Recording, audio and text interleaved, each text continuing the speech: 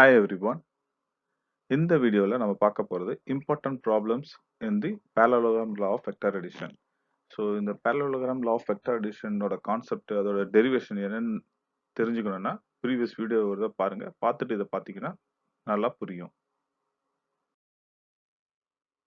இப்போ இந்த வீடியோவில் நம்ம மொத்தம் 4 கொஸ்டின்ஸ் பார்க்க போறோம். அதில் ஃபர்ஸ்ட் கொஸ்டின் என்னன்றதை பார்க்கலாம். Two forces of magnitude 6 Newton each act at a point as shown. Find the resultant. இதுல என்னன்னா ரெண்டு ஃபோர்ஸஸ் ரெண்டுமே 6 நியூட்டன் இருக்கு அப்படின்னு சொல்றாங்க. ரெண்டுத்துக்கும் உள்ள ஆங்கிள் இன் பிட்வீன் ஆங்கிள் பாத்தீங்கன்னா டூ வெக்டர்ஸ்க்கு நடுவில் இருக்க ஆங்கிள் வந்து 60 டிகிரி அப்படின்னு சொல்லியிருக்காங்க. இதுல they have given the options A, B, C, D. அதாவது இதெல்லாம் வந்து ஆன்சர்ஸ். இதுல எது ஆன்சர்னு நம்ம கண்டுபிடிக்கணும் இப்போ. ஸோ ஆல்ரெடி நமக்கு ஃபார்முலா தெரியும். என்னென்ன ஃபார்முலா யூஸ் பண்ண போறோம்? Magnitude formula R modulus is equal to root of A square plus B square plus 2AB cos theta, and direction formula வந்து angle கண்டுபிடிக்கிறதுக்கு. So tan alpha is equal to B sin theta divided by A plus B cos theta. First magnitude formula எடுத்துக்கிட்டோம். இதுல இப்போ நம்ம கொடுத்திருக்க A, B value substitute பண்ண போறோம். theta வந்து 60 டிகிரி கொடுத்திருக்காங்க. So அப்பனா A வந்து 6 நியூட்டன், B யும் 6 newton. So 6 square plus 6 square plus 2 into 6 into 6 cos 60 degree போட்டிருக்கேன். ஸோ இதை சப்ஸ்டியூட் பண்ணும்போது cos 60 டிகிரி 1/2. ஸோ 1/2 போது 2 கேன்சல் ஆகிடும். So then 6 square plus 6 square plus 6 into 6ம் 6 ஸ்கொயர் தான். ஸோ இது அந்த மாதிரி வந்துடுச்சு. 3 டைம்ஸ் 6 ஸ்கொயர் இருக்கு பார்த்தீங்கன்னா தெரியும். So R modulus is equal to 3 times 6 square. So இதை நம்ம எப்படி எழுதணும்னா ஸ்கொயர் ரூட் இருக்கிறதுனால 6√3 அப்படின்னு எழுதுறோம். ஸோ இப்போ நம்ம மேக்னிடியூட கண்டுபிடிச்சாச்சு. மேக்னிடியூட் வந்து 6√3. இந்த 4 ஆப்ஷன்ஸ்ல 6√3ன்றது ஏக்கு மட்டும்தான் இருக்கு. ஸோ அப்போனா என்ன அர்த்தம்? ஏ இஸ் த கரெக்ட் ஆன்சர்னு தெரிஞ்சிச்சு. பட் ஸ்டில் நம்ம வந்து ஆங்கிள் பிட்வீன் த வெக்டர்ஸ் இன்னும் கண்டுபிடிக்கல. ஸோ ஏதான் ஆன்சர் கரெக்ட் இருந்தாலும் இந்த 30 டிகிரி எப்படி கண்டுபிடிக்கிறதுன்றத நாம இப்போ பார்ப்போம். Find the angle between the vectors. Substitute the values in the below formula. இந்த ஃபார்முலானா நம்மளோட direction formula tan alpha is equal to b sin theta by a plus b cos theta. So இதில் எல்லா வேல்யூஸும் நமக்கு தெரியும். டைரக்டாக இப்போ எல்லாத்தையும் சப்ஸ்டியூட் பண்ணால் என்ன வருது? 6 sin 60 degree divide by 6 plus 6 cos 60 degree. sin 60 degree √3/2, cos 60 degree 1/2. இப்போ என்ன ஆகுது? கேன்சல் பண்ணுறோம். 6 6 2க்கு 3 டைம்ஸு, 2 into 3 டைம்ஸு 6 கேன்சல் பண்ணுறோம். So I get 3√3/9. இந்த அப்படியே எவாலுவேட் பண்ணும்போது என்னன்னா √3/3. இந்த 3ன்றது எப்படி எழுதலாம்னா √3 into √3ன்னு எழுதலாம். ஸோ அப்போ √3 கேன்சல் ஆயிடும். √3 கேன்சல் ஆயிடுச்சுன்னா 1/√3. So tan alpha is equal to 1/√3னா நமக்கு trigonometry ஆல்ரெடி தெரியும். the value is 30 degree. So first question answer வந்து பார்த்தீங்கன்னா ஆன்சர் ஏ 6√3, 30 டிகிரி ஆங்கிள். பாத்தீங்கன்னா ஒரு கான்செப்ட் அடங்கி இருக்கு. ரெண்டு வெக்டாரும் சேம் மேக்னிடியூட் 6 நியூட்டன் 6 நியூட்டன் இருக்கு.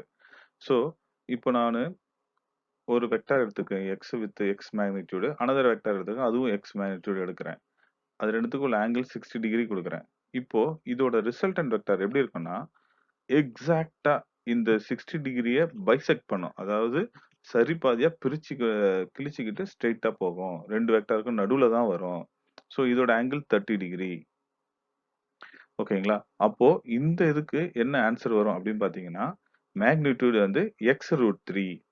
இந்த ப்ராப்ளத்துல பாத்தீங்கன்னா மேக்னிடியூட் 6√3ன்னு வந்திருக்கு. ஸோ அதே மாதிரிதான் இந்த ப்ராப்ளத்துக்கு x√3 கான்செப்ட். ஸோ ஆங்கிள் வந்து 30 டிகிரி. ஏன்னா ஆங்கிள் 60 டிகிரி இருந்தது 30 டிகிரி மாறிடுச்சு.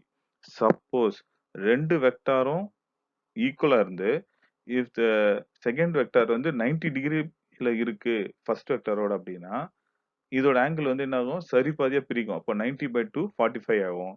அப்பவும் இந்த வேல்யூ வில் பி x√3 தான். மேக்னிடியூட் வந்து சேம் தான். x√3 தான் அதோட ரிசல்டன்ட்.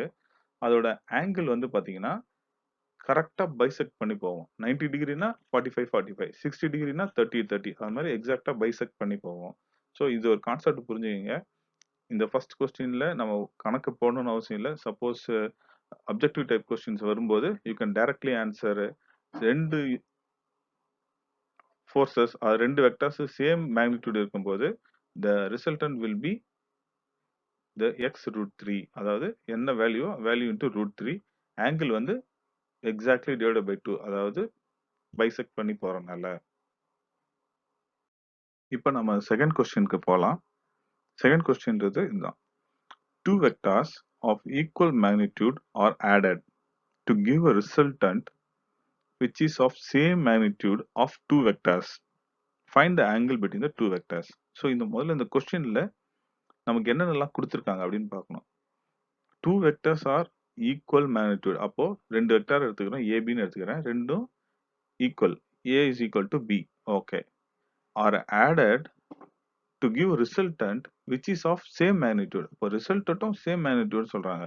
அப்போ A equal to B equal to R. So நமக்கு ஆல்ரெடி மாடுலஸ் ஃபார்முலா தெரியும். R square is equal to A square plus B square plus 2ab cos theta. இதை நம்ம ஈக்குவேஷன் 1 எடுத்துக்கிறோம். Since a is equal to b equal to r, we can keep it as a x. நம்ம x ன்னு ஒரு denomination கொடுத்துக்கிறோம்.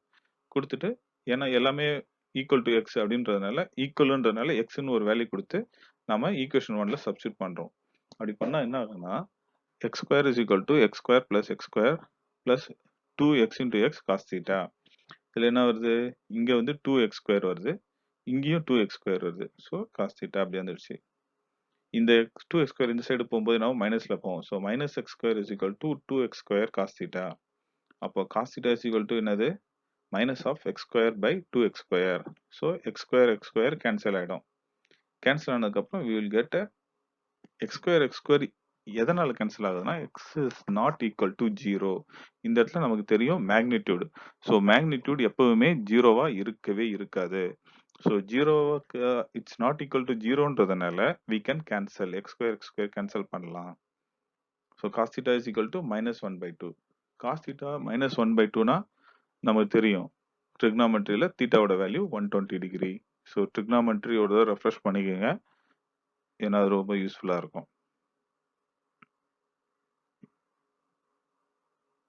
நம்ம பார்க்க போகிறது third question. இது ரொம்ப முக்கியமான கொஸ்டின் அண்ட் இதில் ஒரு கான்செப்டும் அடங்கியிருக்கு.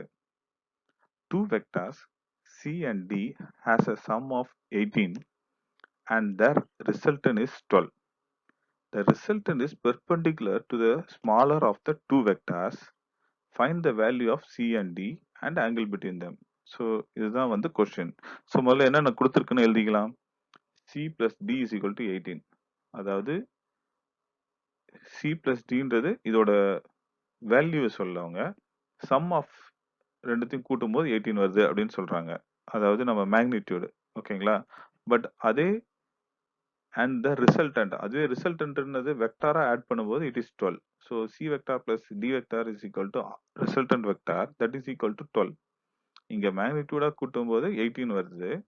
ஆனா வெக்டாரா ஆட் பண்ணும்போது ரிசல்டன்ட் வந்து எவ்வளவு இருக்கு? 12 இருக்கு. வேற என்ன கொடுத்துருக்காங்க?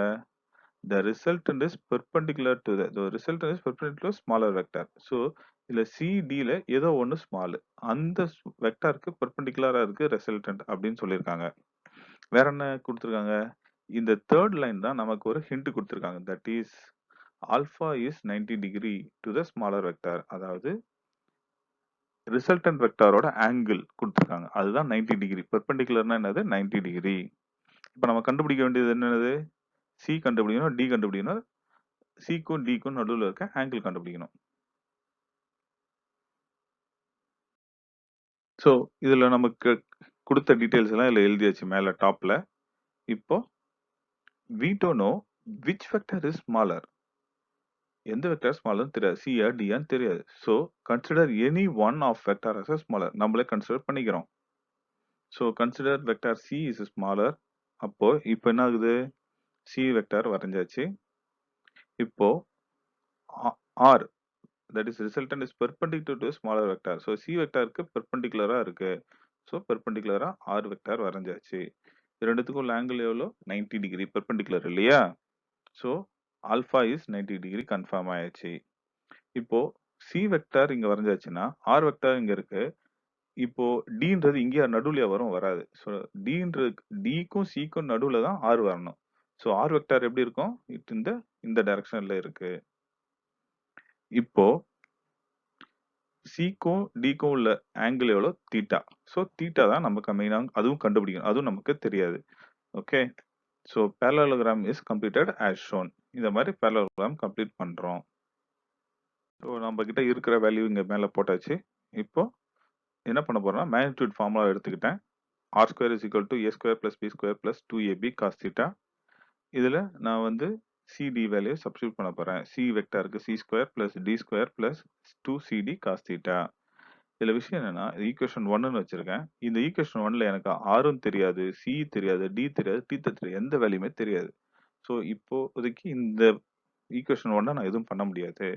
ஸோ வேற என்ன இன்ஃபர்மேஷன் எனக்கு தெரியும்னா ஆல்பா இஸ் 90 டிகிரி அப்படின்றது தெரியும்.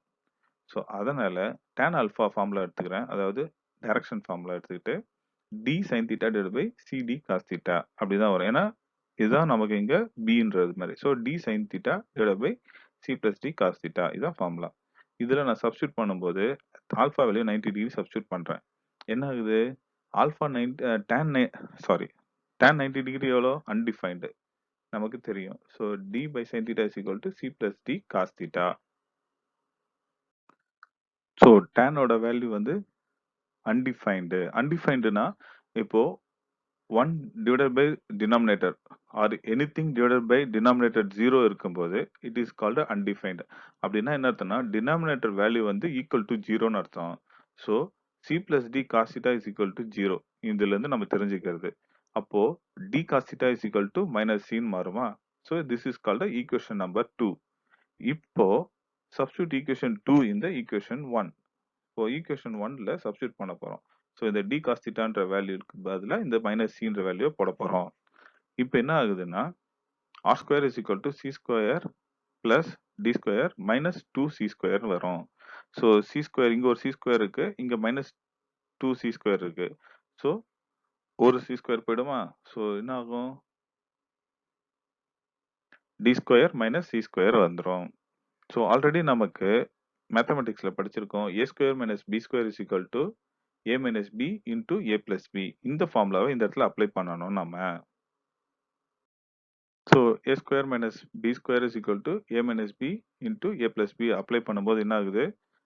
d minus c into d plus c அப்படின்னு மாறுது. இது ஈக்குவேஷன் நம்பர் 3. நமக்கு ஆல்ரெடி c plus d அதாவது 18 தெரியும். ஸோ இந்த value c plus d value வந்து 18ன்றதையும் r is equal to 12. இந்த இடத்துல r is equal to 12 இல்லையா? இந்த இடத்துல r ஓட வேல்யூ 12ன்றதையும் நம்ம ஈக்குவேஷன் 3ல சப்ஸ்டியூட் பண்ண போறோம். So 12 square is equal to d minus c into 18. So என்ன ஆகும்? d minus c is equal to 12 square value 144 divided by 18 போட்டோம்னா 8 வருது.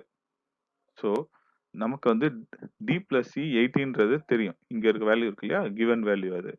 ஸோ இங்க வந்து d minus c is equal to 8ன்னு நம்ம கண்டுபிடிச்சிருக்கோம். ஸோ இதுல இருந்து நம்ம d ஓட வேல்யூ கண்டுபிடிச்சிடலாமா? c கேன்சல் ஆயிடுச்சுன்னா 2d is equal to 26. So d is equal to 13. இப்போ டி 13 இருந்ததுன்னா இந்த வேல்யூவை டைரக்டா கொண்டு போய் சில அப்ளை சப்ஸ்டியூட் பண்ணி நம்ம சியை கண்டுபிடிச்சிடலாம். So C is equals to 18 minus D. டியோட வேல்யூ 13. அது போட்டிங்கன்னா சியோட வேல்யூ கண்டுபிடிச்சலாம். That is 5. ஸோ சியோட வேல்யூ 5, டியோட value 13. So magnitude of the two vectors கண்டுபிடிச்சிட்டோம். சி வந்து 5, டி வந்து 13. சி வந்து ஸ்மாலரு, டி வந்து 13. To find the angle between the vectors, we have to use equation 2. equation 2 என்னன்றது ஞாபகம் இருக்குங்களா? இதுதான். அதாவது டைரக்ஷன் ஃபார்முலால யூஸ் பண்ணோம் இல்லையா? 90 டிகிரி யூஸ் பண்ணுவோம் அன்டிஃபைன்டா இருந்துச்சு. So d cos theta is equal to minus c. இதுதான் equation number 2. So d cos theta is equal to minus cன்றத நாம இந்த ஈக்குவேஷன் 2 எடுத்துக்க போறோம். எடுத்து ஆங்கிள கண்டுபிடிக்க போறோம். ஸோ நம்ம ஈக்குவேஷன் 2 எடுத்துக்கிட்டோம். இதுல வந்து பாத்தீங்கன்னா சியோட வேல்யூ தெரியும், டியோட வேல்யூ தெரியும். ஸோ தீட்டாவை ஈஸியா கண்டுபிடிச்சிடலாம். So cos theta is equal to minus of c divided by t. So cos theta is equal to 5 by 13. So angle வந்து எவ்வளவுன்னா cos theta, cos inverse of minus of 5 by 13. So இதுதான் வந்து answer. நீங்க இதுக்கு எக்ஸாக்ட்டா degree போடணும்னு அவசியம் இல்ல. ஏன்னா calculator உங்களுக்கு எக்ஸாம்ல இருக்குமான்னு தெரியாது. So you can complete as இந்த இடத்துலயே நிப்பாட்டிக்கலாம். ஒண்ணும் தப்பில்ல.